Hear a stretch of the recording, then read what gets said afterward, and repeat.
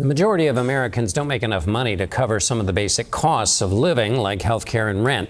It's called the Affordability Gap. For tonight's interview, we're joined by Gene Ludwig, founder and chairman of the Ludwig Institute for Shared Economic Prosperity, which authored the new report. Gene, thank you for being with us.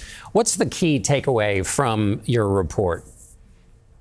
John, the key takeaways, you might say, are three. Number one, 60% of Americans and less fortunate even can't meet minimum quality of life standards. So 60% of Americans can't afford a minimum quality of life, point one. Point two, things are getting worse, not better.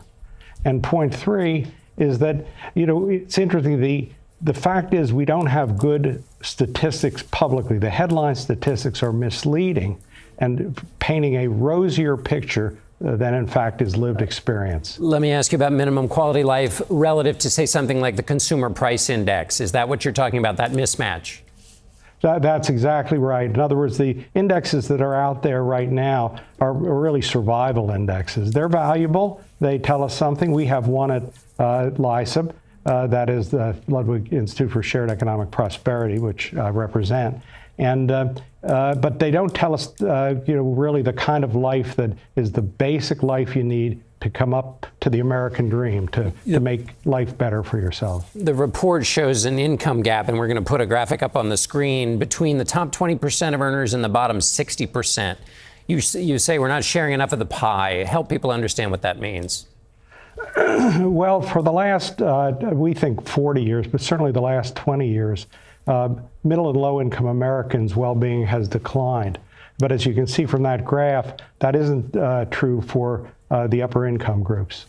And also, let's look at some specific things that used to make up the American dream. Housing is up 130% since 2001. Healthcare, 178%. The amount of savings needed to attend college, 122%.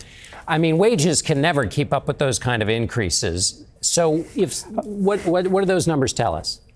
Well, they tell us wages, by the way, during this 20-year period, were up about 98%. There's a huge gap between the increase of these costs and the increase in wages, which means over 20 years, middle and low-income Americans have actually declined in terms of their ability to afford these things.